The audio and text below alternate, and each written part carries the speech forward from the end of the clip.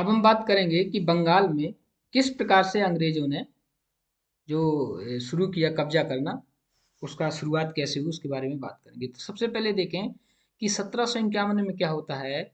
शाहसुआ ने अंग्रेजों को 3000 वार्षिक के बदले बिहार और उड़ीसा की मुक्त व्यापार की अनुमति मिल जाती है। तो कहने का मतलब शुरुआत में केवल मुक्त व्यापार की अनुमति रहती है बंगाल बिहार में, लेकिन सूबेदार जब अजीम उसान आता है तो 1698 ईस्वी में कंपनी को सुतानाती, कलिकाता और गोविंदपुरी की भी जमींदारी मिल जाती है। तो आपको ध्यान रखना है कि अब बढ़ गया, पहले बंगाल बिहार उड़ीसा में मुक्त व्यापार और उसके बाद क्या होगा, जमींदारी भी मिल जाएगी। फिर क्या होगा, मुर्शीद कुली खां के समय में क्या होगा, औरंगजेब ने 1700 में इसको बंगाल का दीवान बनाया और 1717 में वह बंगाल का सूबेदार बन जाएगा। देखो, ब्रिटिश काल में दो पद होते थे, एक होता था दीवान और एक होता था सूबेदार। दीवान का काम होना था दीवानी, मतलब वित्त से संबंधित राजस्व, भू राजस्व, और सूबेदार का वहां का कानून व्यवस्था का काम था। तो ये दोनों पद उस समय बहुत महत्वपूर्ण थे। तो जितने समय तक औरंगजेब तक रहा तो बेहतर स्थिति में था मुगल, लेकिन औरंगजेब की मृत्यु के बाद उसके बाद कमजोर हो जाएगा मुगल साम्राज्य, क्योंकि उतने जो शासक होंगे औरंगजेब के बाद वो उतने आप बोल सकते हैं कि योग्य नहीं होंगे कि जो इतने बड़े मुगल साम्राज्य को संभाल पाएंगे। तो उस समय फिर क्या होगा, जो सूबेदार हैं ताकतवर हो जाएंगे और अपने आप को यही प्रशासन वहां का संचालन करने लगेंगे। तो बंगाल में क्या है, मुगलों का जो प्रभाव है वो कम हो जाएगा। जब मुगलों का प्रभाव कम होगा तो फिर वहां पे अंग्रेजों का प्रभाव बढ़ेगा और फिर अंग्रेज वहां पे कब्जा करना शुरू करेंगे। तो शुरुआत हम करेंगे 1717 से, जब बंगाल में सूबेदार कौन हो जाएगा, मुर्शीद कुली खां, जिसको नियुक्त किया था 1700 में औरंगजेब ने। लेकिन औरंगजेब की मृत्यु हो जाती है 1717 में। उसके बाद मुगल साम्राज्य कमजोर होगा, फिर मनमर्जी चली जाएगी सूबेदारों के पास। तो मुर्शीद कुली खां के बारे में पढ़ते हैं। तो सबसे देखते पहले देखेंगे कि मुर्शीद कुली खां ने क्या किया। ये बंगाल का सूबेदार है, इसने राजधानी को ढाका से मुर्शिदाबाद बना लिया। तो एक लाइन ये याद रखना है कि ढाका से मुर्शिदाबाद राजधानी कौन ले गया, तो आपको आंसर करना है मुर्शीद कुली खां। दूसरा, मुर्शीद कुली खां ने भूमि बंदोबस्त में इजारेदारी प्रथा की शुरुआत की। तो भूमि बंदोबस्त में इजारेदारी प्रथा की शुरुआत की बंगाल में मुर्शीद कुली खां। दो चीजें याद रखो, इजारेदारी और ढाका को राजधानी बनाना। फिर अगला जो महत्वपूर्ण है वो है अली वर्दी खां। 1740 से 50 तक रहा और इन्होंने एक बात बोली थी कि जो यूरोपीय हैं वो मधुमक्खियों के समान है, यदि इन्हें छेड़ा ना जाए तो ये शहद देंगी और यदि इनको छेड़ा जाए तो काट काट कर मार डालेंगे। खासकर आप अंग्रेजों को देखोगे, यही किया इन्होंने। जो अंग्रेजों के साथ हो गया वो तो कुछ समय तक बचा रहा और जो नहीं हुआ उनको युद्ध के या किसी भी माध्यम से अपने आप में मिला लिया। तो अली वर्दी खान ने ये बात कही थी। तो आप कभी यदि एग्जाम में आता है कि मधुमक्खियों से तुलना यूरोपियों की किसने की, तो अली वर्दी खान। फिर आपको 50 से 57 तक का फेज बहुत महत्वपूर्ण है, जो सिराजुद्दौला के समय होता है। तो पहला मुर्शीद कुली खां, फिर उसके बाद महत्वपूर्ण है अली वर्दी खां, फिर है सिराजुद्दौला। हम क्या पढ़ रहे हैं, बंगाल के बारे में पढ़ रहे हैं, किस प्रकार से बंगाल में मुगल सत्ता कमजोर पड़ने के बाद अंग्रेजों का जो प्रभाव रहा बंगाल में वो किस प्रकार से रहा, उसको पढ़ रहे हैं। ठीक है, तो मुर्शीद कुली खां हो गया, अली वर्दी खां हो गया। अब हम बात करेंगे सिराजुद्दौला का।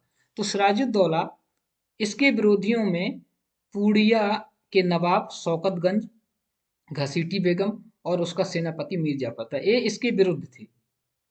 पूर्णिया का नवाब शौकतगंज जो है और घसीटी बेगम और सेनापति मीर जाफर सिराजुद्दौला के विरुद्ध में रहते हैं और ये अंग्रेजों से मिल जाते हैं। ठीक है, और इसी समय एक ब्लैक होल की घटना होती है, यानी एक काल कोठरी में अंग्रेजों को बंद कर देता है सिराजुद्दौला और वहां पे उनकी मृत्यु हो जाती है घुटन से। तो उस घटना को ब्लैक होल कहा जाता है। तो यदि एग्जाम में आए ब्लैक होल की घटना किसके समय हुई थी, तो वो हुई थी सिराजुद्दौला जब बंगाल का नवाब था, या आप प्लासी की युद्ध के पहले की बात कर सकते हैं। ठीक, तो ये भी याद रखना है, आ सकते एग्जाम में। अब यदि हम प्लासी के युद्ध की बात करें तो प्लासी के युद्ध में क्या होना है, जून 1757 में होता है। 23 जून 1757 को मुर्शिदाबाद में नवाब सिराजुद्दौला और रॉबर्ट क्लाइव की सेना के बीच लड़ाई हुई।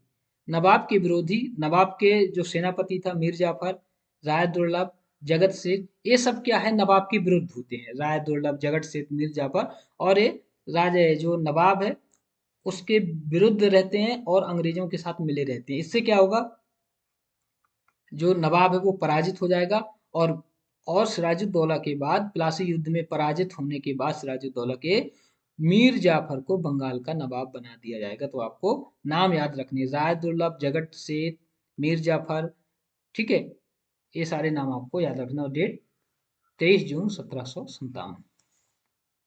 उसके बाद हम बात करेंगे मीर जाफर के बाद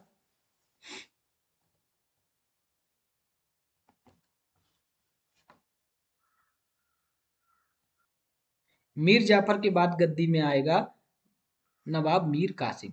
मीर कासिम ने क्या किया, मुर्शिदाबाद से मुंगेर राजधानी ले गया। अभी ढाका से मुर्शिदाबाद आई थी, अब मुर्शिदाबाद से मुंगेर आ गई। आपको ये बात ध्यान रखना। मीर कासिम के समय जो ब्रिटिश थे, जो अंग्रेज थे, वो दस्तक पास का दुरुपयोग करने के कारण मीर कासिम ने आंतरिक व्यापार पर सभी प्रकार के शुल्कों को वसूली बंद कर दी। यानी इन्होंने कहा कि आंतरिक व्यापार यदि सीमा के राज्य की सीमा के अंदर व्यापार करना है तो किसी भी प्रकार के पास की जरूरत नहीं है, क्योंकि पास जो था वो अंग्रेज पास का दुरुपयोग करते थे।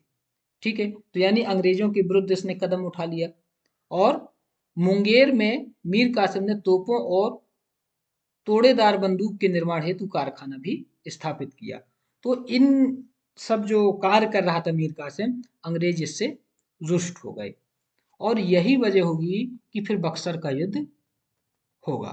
तो आपको बक्सर का युद्ध कब होगा, 22 अक्टूबर 1764 को।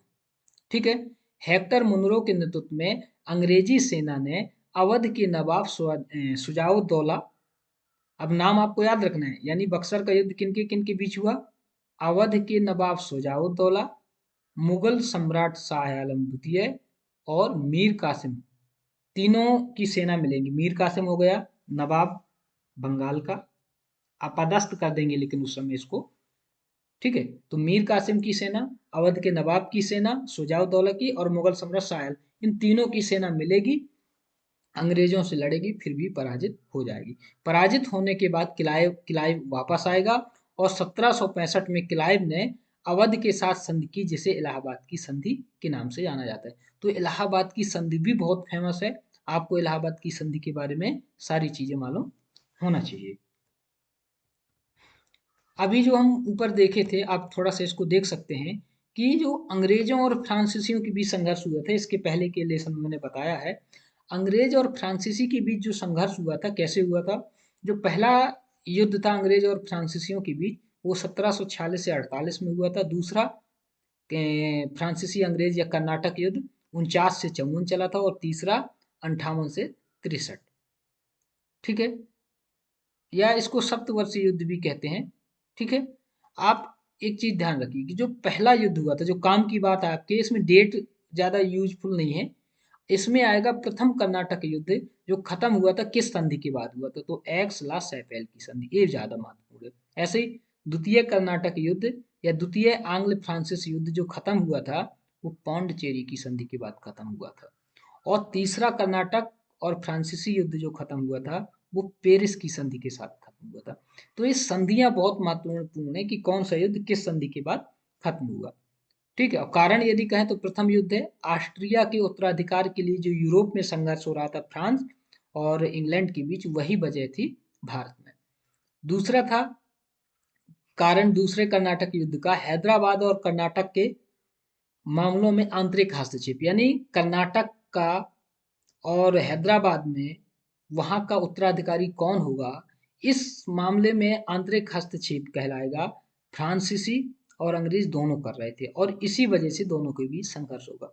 और तीसरे कर्नाटक युद्ध का हुआ कारण सप्तवर्षीय युद्ध, जो कि यूरोप में चल रहा था। तो तीनों का आपको कारण पता हो गया, तीनों कर्नाटक युद्ध के, तीनों के खत्म होने की संधि आपको मालूम होना चाहिए। तो एग्जाम में कई बार आते रहता है, तो आपको क्लियर रहना चाहिए। इसके बाद यदि आप बात करो कि इलाहाबाद की संधि क्या थी, जैसे हमने ऊपर पढ़ा कि बक्सर, ठीक है, बक्सर का युद्ध हुआ। बक्सर के युद्ध के बाद क्या हुआ कि अवध के नवाब के साथ इलाहाबाद की संधि हुई। जब इलाहाबाद की संधि होती है तो उसमें क्या होगा? इलाहाबाद की संधि, जो इलाहाबाद की दो संधियां होती, प्रथम संधि, तो पहली संधि देखो आप, मुगल सम्राट शाह आलम द्वितीय और अंग्रेज, इनके बीच होती है इलाहाबाद की पहली संधि 12 अगस्त 1765। 12 अगस्त 1765 शाह आलम द्वितीय और अंग्रेजों के बीच इलाहाबाद की संधि होती है, जिसमें मुगल सम्राट शाह आलम द्वितीय ने 12 अगस्त में फरमान के जरिए क्या किया? बंगाल, बिहार और उड़ीसा की जो दीवानी है वो कंपनी को दे दी। यानी जो कंपनी है वो इन क्षेत्रों में अब क्या कर सकती है? दीवानी अधिकार मतलब राजस्व वसूली कर सकती है। सम्राट को अवध के नवाब से कड़ा का क्षेत्र और इलाहाबाद का क्षेत्र मिला। यानी अंग्रेजों ने अवध के नवाब से मुगल सम्राट को क्या दिलाया? कड़ा और इलाहाबाद का क्षेत्र। खुद को क्या अंग्रेजों को मिला? बंगाल, बिहार और उड़ीसा की दीवानी। मुगल सम्राट को और क्या मिला? मुगल सम्राट को जो मिला इसके अलावा वो मिला 26 लाख, जो 26 लाख की पर वर्ष, प्रति वर्ष पेंशन के रूप में दिए जाने का निर्णय लिया गया। तो ये भी आपको ध्यान रखना है। ओके, तो इलाहाबाद की पहली संधि कंप्लीट हुई, जिसमें आपने बेसिक जो काम की चीजें देख ली। इसके बाद हम बात करेंगे इलाहाबाद की दूसरी संधि की। इलाहाबाद की दूसरी संधि में क्या होगा? यह संधि अवध के नवाब शुजाउद्दौला जो रहेगा, अवध का नवाब शुजाउद्दौला और क्लाइव के बीच होगी, जिसमें अवध का जो कड़ा राज्य और इलाहाबाद छोड़कर नवाब को वापस मिल गया। यानी कड़ा और इलाहाबाद का क्षेत्र किसको देना पड़ा था? मुगल शाह आलम द्वितीय को। ठीक है, तो इन दोनों को छोड़कर शेष अवध को अवध का मिल गया, और कंपनी को जो है 5 लाख अवध से प्राप्त हुए हर्जाने के रूप में। तो ये चीजें आपको ध्यान रखना है। तो इलाहाबाद की प्रथम संधि और द्वितीय संधि जो कि अगस्त 65 में अवध के नवाब के साथ और आपको मुगल सम्राट के साथ हुई थी, और क्लाइव आया था संधि करने। एक और छोटा सा टॉपिक देखते हैं कि जब मुगल सम्राट का पतन हो गया, या आप पतन नहीं बोल सकते, मुगल साम्राज्य जब कमजोर हो गया, यानी 1707 में जब औरंगजेब की मृत्यु हो जाती है तो मुगल साम्राज्य कमजोर हो जाएगा। जब वो कमजोर होगा तो अनेक छोटे छोटे राज्यों का उदय हो जाएगा या राज्यों की स्थापना हो जाएगी। तो कौन से राज्य की स्थापना किसने की, इसको थोड़ा सा हम देखेंगे। तो जो बंगाल है, बंगाल की स्थापना मुर्शीद कुली खान ने की थी, आपको ध्यान रखना है। पहले बंगाल उसी का हिस्सा था मुगल का। 1719 में मुर्शीद कुली खान ने स्वतंत्र बंगाल साम्राज्य की स्थापना की। हैदराबाद निजामुल मुल्क के द्वारा हैदराबाद की स्थापना हुई। भरतपुर चूरामन बदन आपको याद रखना है, भरतपुर। कर्नाटक आपको ध्यान रखना, सादत उल्ला खान के द्वारा कर्नाटक की स्थापना की जाती है। अवध का साम्राज्य जो बनाया शहादत खान और बुरहान उल मुल्क, बहुत महत्वपूर्ण नाम है शहादत खान और बुरहान उल मुल्क, अवध के नाम को आपको याद रखना है। जयपुर सवाई राजा जयसिंह के द्वारा। मैसूर हैदर अली के द्वारा, बहुत महत्वपूर्ण है मैसूर की